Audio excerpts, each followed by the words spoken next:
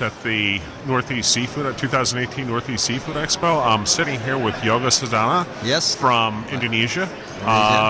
Yoga was kind enough to join us for a quick discussion of the products that he's packing in Indonesia. Basically, Yoga, please explain to everyone listening what you do for Blue Star. Yeah, well, I'm quite happy with the initiative of Blue Star for the traceability, especially since last year. Okay. Because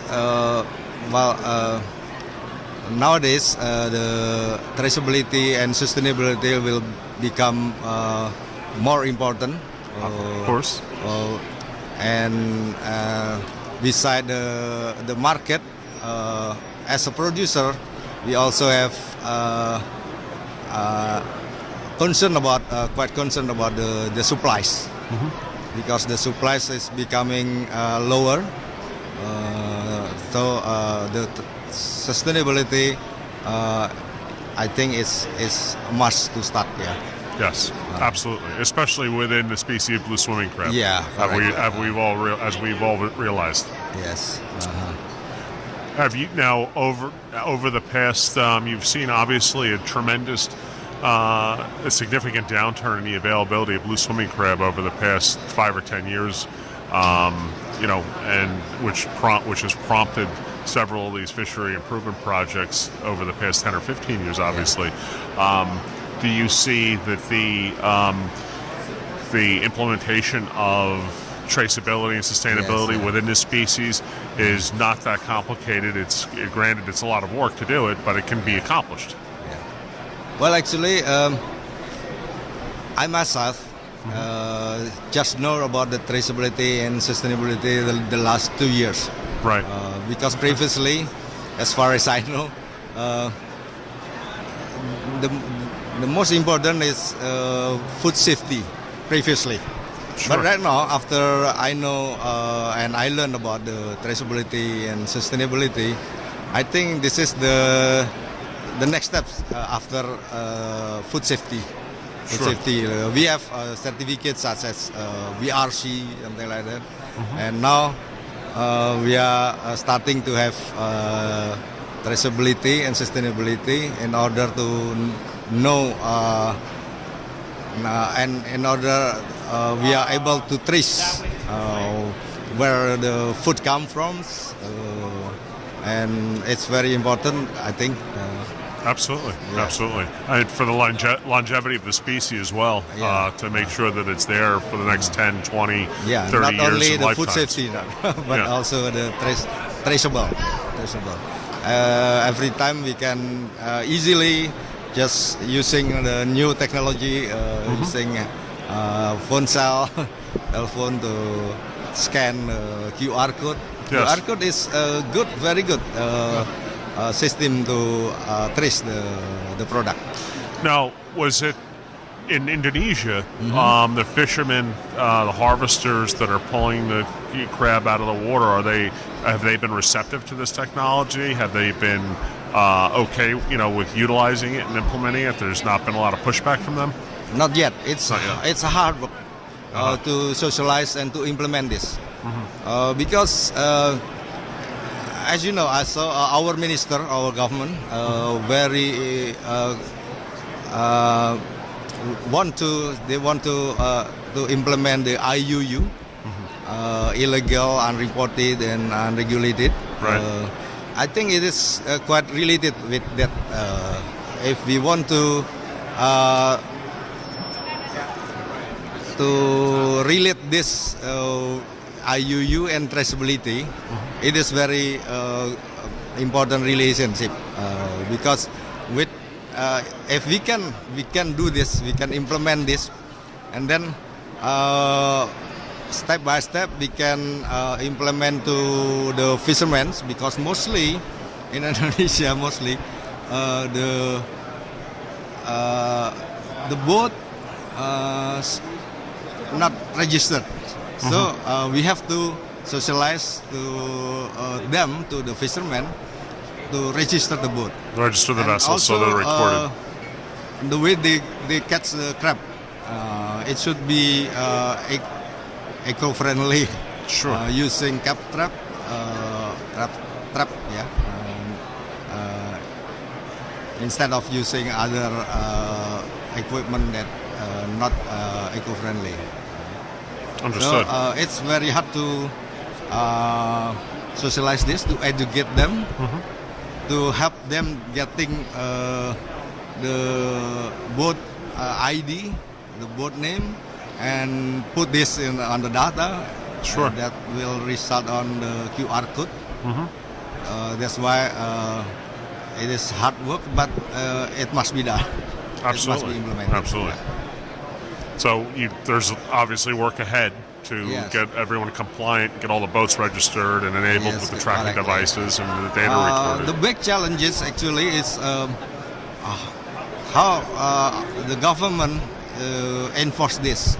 Not only Indonesian government, they have, like I said, IUU regulation from the government, but also, as far as I know, about the SIMB, Seafood Import Monitoring Program from U.S. Government also, how it is implemented, how it is applied. It will be hard for importer, for us exporter, and for the fishermen, the sources, how to manage this traceability system. Okay. All right. And so, so you've been doing this for about a year and a half? Pardon? About 1 year and a half with implementation? The implementation. Yeah. Blue Star requests us as a producer to start doing this project since 1.5 years. Okay. And then again, this is hard, so we must do it step by step, but we will get. So it's a somewhat difficult path, but you'll get there. It's possible. It's just a matter of socializing everybody to it and creating the understanding. Yeah. And it's beneficial to the fishermen in the long run too, because it's going to provide a better price for them and basically a longevity of the species in their career. It will help them with a better price, and I think we can motivate them to get this new practices. Yeah. Absolutely. And then the Indonesian government's been supportive as well to get all of these initiatives implemented, correct? Yeah. Correct. Yeah. How long do you think it will take to get most, if not all, of the fishermen compliant and everything else? You mean fully implemented with them? Yeah. I'm thinking of 3 years. 3 years? 3 years. Wow, that's impressive.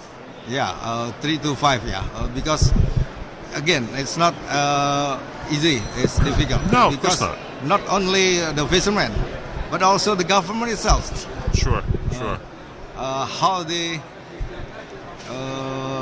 how to make them seriously to do this or not, or just regulation.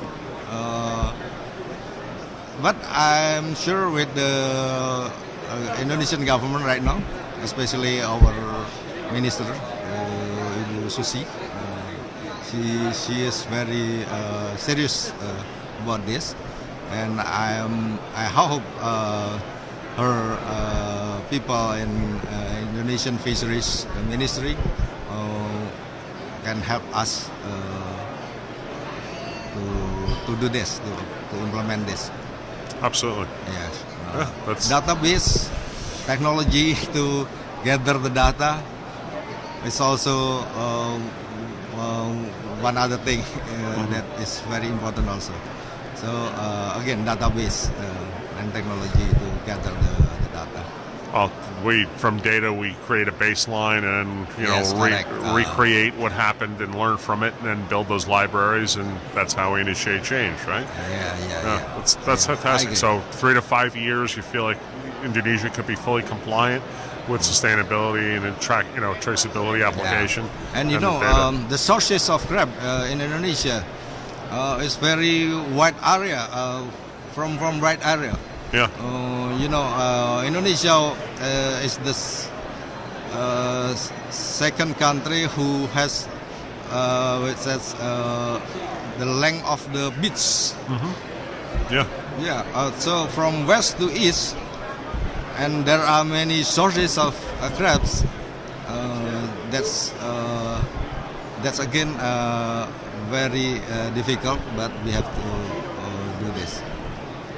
And I myself, my company also have a cooperation with the ministry, with the crab meat producer association, with the local government from Sumatra, Java, Kalimantan, Papua. And also we have a cooperation also with the startup company in Indonesia, which implement technology to gather the data. Okay. So our enumerator in each area, they will use application to put the data, and the data goes to our factory, and from that data we put it into the QR code system created by Blue Star. And then that obviously gives us our full traceability, scan a QR code, and be able to trace it back to your target, back to the location it was harvested from, vessel, harvester, fisherman, yield, catch data, everything along those lines. That's fantastic. Yes. It must be. You must be. How long have you're obviously from Indonesia, right? Yeah. How long have you been involved in crab fishing in Indonesia? Well, actually, I was a banker. Okay. For more than 20 years. Oh wow. Okay. So I do business of crab meat since I have been running it 6 years. Okay. All right. 6 years, and I'm learning much. I learned much from this business. Yeah. It's quite different from my previous Sure. as a banker. Right. But it's quite interesting. But you see the opportunity for change and the opportunity to make it better, and that's fantastic. Yeah. How long?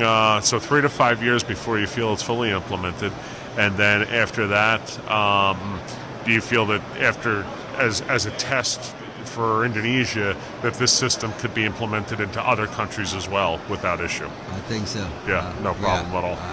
Philippines maybe. for other countries, you mean Philippines or others? Yeah, absolutely. Yeah. That's fantastic. Wonderful. Yeah, we learn each other. We have a very good team from Blue Star itself and from my team. Sure. From my company. So the cooperation should be good. Yeah, absolutely. What are the future plans for your company? I mean, to move forward, expand this into other countries, other species. You mean producing other species? I'm saying, could you could implement this application for other species if need be at some point, correct? Yeah. Yeah. Well, for the future, you mean? For the future, once we can implement this species, this product, and we can copy this to other products also. Without issue. Yeah. Yeah, very easy. Excellent. Then what's the name of your company again? Pardon? Name of your company again? The name of my company? Yes. PT Sigerjaya Abadi. Okay. It's located in Lampung. Okay. And it's in Sumatra Island. All right. Yeah. Very cool. Excellent. Yeah. Anything else you'd like to add to the interview? Yeah, I think it's good opportunity working with Blue Star. Yes. Not only crab meat, maybe next time I know that Blue Star will also interest to have other kind of business such as shrimp, something like that. We have been starting to to cooperate together.